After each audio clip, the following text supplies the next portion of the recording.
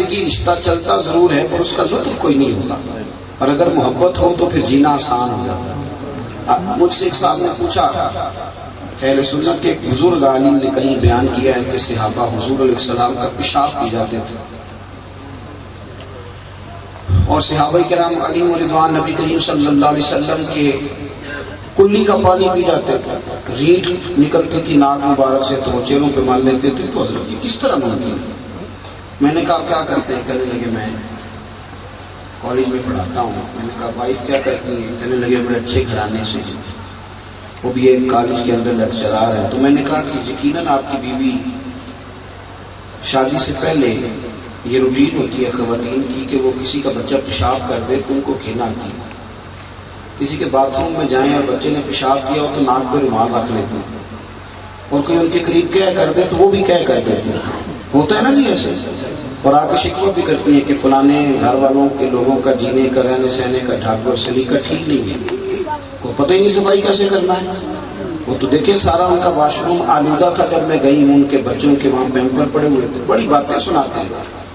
وہی be be جو کل تک تنقید کر رہی تھی کہ جب اس کا اپنا بچہ ہوتا ہے نا اس کے بالوں میں پیشاب کرتا ہے، اس کے منہ میں کیا کر دیتا ہے، پھر بھی اسے الٹی آتی ہے، پھر بھی اسے گھن آتی ہے، کیوں بھلا؟ وہ جب تک تنقید کر رہی تھی تو دوسرے کے بچے سے کر رہی تھی، وہ کسی کا بچہ تھا، اس سے پیار نہیں تھا، اور جب اپنا بچہ ہوتا ہے تو پھر اس سے محبت ہو جاتی ہے، پھر ہو جاتا ہے پیار۔ پھر انسان جو ہوتا ہے نا پھر وہ کہتا ہے نہیں نہیں کچھ بھی نہیں، میرے لیے یہ آسان ہے۔ جب محبت ہو جائے تو پھر بحث نہیں ہوتی، پھر غلامی ہوتی، اور جب تک محبت نہیں ہوتی تب تک بحث ہی ہوتی ہے، تنقید ہی ہوتی ہے۔ پیار ہو جاتا ہے تو آسانی ہوتی ہے۔ دین ہمیں آسان کرنا چاہتا ہے، کہتا ہے نبی کریم سے محبت کرنا۔ حضرت ابو بکر صدیق رضی اللہ تعالیٰ عنہ کو نا حضور سے محبت ہے، محبت رستے کی مشکلات کو آسان کر دیتی ہے، ان کو پیار ہے۔ کنز المال میں بھی حدیث ہے، اور اپنے مفہوم کے لحاظ سے بسند صحیح بخاری میں بھی موجود ہے، اور با اختلاف روایات صاحب ترمذی نے اپنے جامع میں بھی اس کو نقل کیا ہے۔ کسی نے ایک روایت ہے کسی نے، اور کنز المال میں صاحب کنز المال کہتے ہیں کوئی نہیں، حضرت ابو درداء خود ہی تھے۔ جناب ابو درداء نے ایک دفعہ حضرت صدیق اکبر سے ان کے دور خلافت میں پوچھا، حضرت جی انسان پر بڑے وقت آتے ہیں جب اسے خوشی اور مسرت کے لمحات ملتے ہیں، تو زندگی میں آپ کب خوش ہوئے تھے؟ وقت بتائیں نا۔ انسان کے یہاں بیٹا ہوتا ہے بڑا خوش ہوتا ہے، اور آپ کو پتہ ہے میٹرک کے امتحان کا بھی بڑا ہی انتظار ہوتا ہے، اور آ جائے تو بندہ اس وقت بھی بہت بڑا اپنے آپ کو کامیاب سمجھتا ہے، چلو عزت بچ گئی ہے۔ کئی مواقع پہ خوش ہوتا ہے، اپوائنٹمنٹ لیٹر جس دن پہلے دن ہاتھ لگتا ہے تب بھی بندہ بڑا راضی ہوتا ہے۔ پوچھا حضرت ابو درداء نے کہ ابو بکر آپ کب راضی ہوئے؟ تو بڑے موقع تھے جناب صدیق اکبر پر، مسلمان بھی ہوئے تھے، مال بھی کمایا تھا، اللہ نے بیٹے بھی دیے تھے، اور پھر ایک وقت ایسا بھی آیا کہ امیر المومنین بن گئے، تو کب راضی ہوئے؟ تو حضرت صدیق اکبر کہنے لگے یار تو نے تو میرا تار ہی چھیڑ دیا، بیٹھ میں تمہیں بتاتا ہوں کب راضی ہوا۔ آؤ آؤ بیٹھو۔ بیٹھے حضرت ابو درداء، تو آپ فرمانے لگے ابو درداء جس دن نا میں نبی کریم صلی اللہ علیہ وسلم کو مکے سے مدینے لے کے جا رہا، راستے میں نا میری اچانک نظر پڑی تو چہرہ نور پر، پیشانی اطہر پر پسینہ دیکھا، گرمی شدید تھی، میں پریشان ہو گیا۔ اب نا ہم نے یہ محفلیں یہ تو ہم نے غریب لوگوں کے ہتھے چڑھا دی، سیاستدان M N A M P A وزیر مشیر یہ تو مذہبی جلسوں میں نہیں آتے، یہ تو جائیں گے سیاسی جلسے میں، اور جو تھوڑا سا بھی چودھری کہلاتا ہے نا وہ بھی مذہبی جلسے میں نہیں آتا، بلکہ تنقید کرتا ہے مولویوں نے رات سونے نہیں دیا۔ میں نے کہا اپنے اپنے نصیب ہے نا، الیکشن کے دن آتے ہیں تو تم گلی گلی گھومتے ہو، جھوٹوں کے نعرے لگاتے ہو، اور میں نے تقریر کر رہا ہوتا ہے تو کہہ رہے ہوتے ہو کہ امیدوار کہ یہ جھوٹ بول رہا ہے سارے، اپنے اپنے نصیب ہے نا۔ تمہارے حصے جھوٹوں کے نعرے آئے ہیں، ہمارے حصے محمد عربی کے نعرے آئے ہیں۔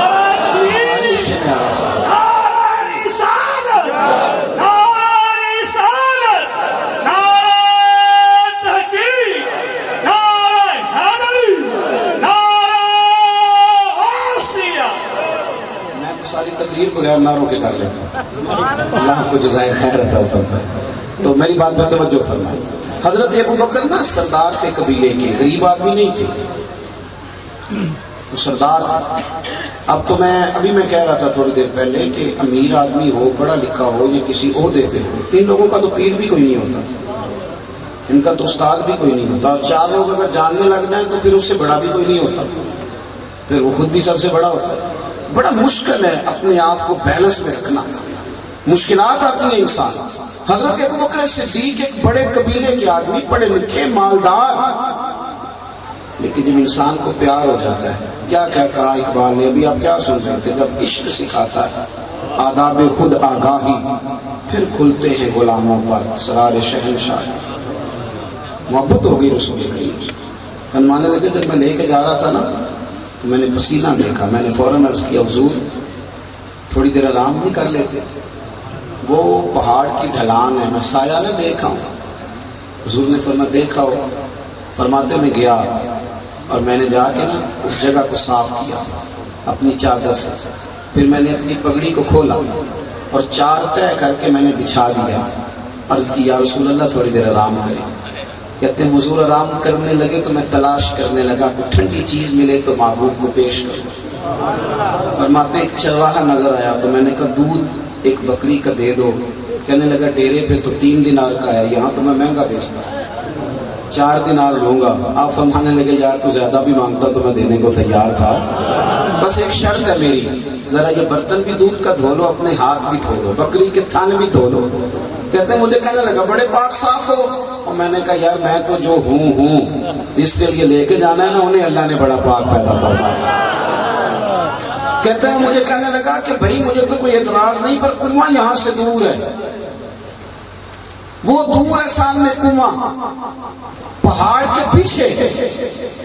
تو آپ فرمانے لگے تو مجھے رستہ نہ بتا، بس اشارہ کر دے اور تو 10 منٹ ٹھہر دیکھ میں کیسے آتا ہوں. حضرت صدیق کے اوپر دوڑے گئے. فرماتے وہاں سے پانی بھر کے لایا، پہلے بکری کے تھن دھوئے، اپنے ہاتھ دھوئے. وہ کہنے لگا دودھ بھی تم ہی دھو دو. کہتے میں نے دودھ دھویا.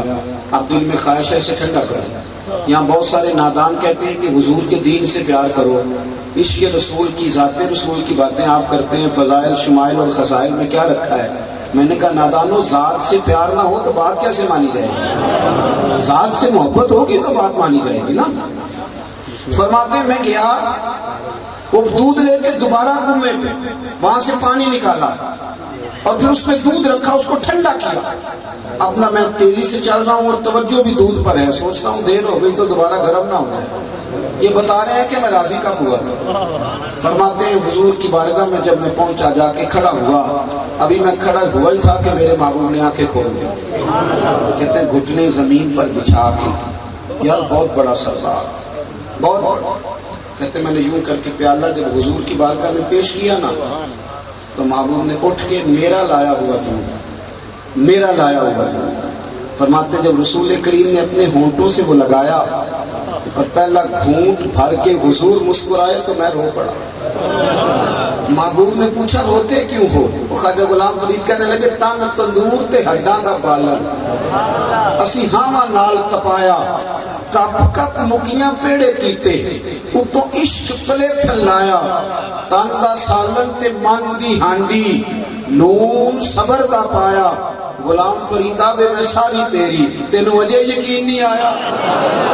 غلام فریدہ بے میں ساری تیری، تینوں وجہ یقین نہیں آیا. کہا یا رسول اللہ رو اس لیے پڑا ہوں کہ میری خدمت قبول ہو گئی. کہتے ہیں رسول کریم نے جب پیا تو فرمانے لگے مجھے بڑا مزہ آیا ہے، میرا دل ٹھنڈا ہوا. جناب صدیق اکبر فرماتے ہیں ابو دردہ مجھے اللہ کی عزت کی قسم میں اس دن اتنا راضی ہوا کہ نہ اس سے پہلے کبھی ہوا تھا نہ اس کے بعد کبھی ہوا، اتنا اس دن میں راضی ہوا. ساتھ میں غلامی کا رشتہ. یارو ہر جگہ بڑے بننے میں مزہ نہیں آتا، آپ یقین کریں. کہیں کہیں غلامی میں بڑا چسکا آتا. جو صاحب طریقت لوگ تھے نا وہ بڑے، میں بھی کہہ رہا تھا تھوڑی دیر پہلے دوستوں کو ایک محفل میں کہہ رہا تھا کہ جلسوں میں نا جس کی اصل محنت ہوتی ہے تو بیچارہ سٹیج پہ ہوتا ہی نہیں. کبھی دیکھا آپ نے اشتہار لگانے والے سٹیج پہ ہوں، جھاڑو دینے والے، کرسیاں لگانے والے، وہ بیچارے کہاں سٹیج پہ تو وہ بیٹھے رہے لاکھ دے گا اندر لے کے آئے گا، وہ کہاں سٹیج پہ، ان کو کہاں جگہ ملتی ہے بیچاروں کو، تو پیچھے بیٹھے ہوتے ہیں.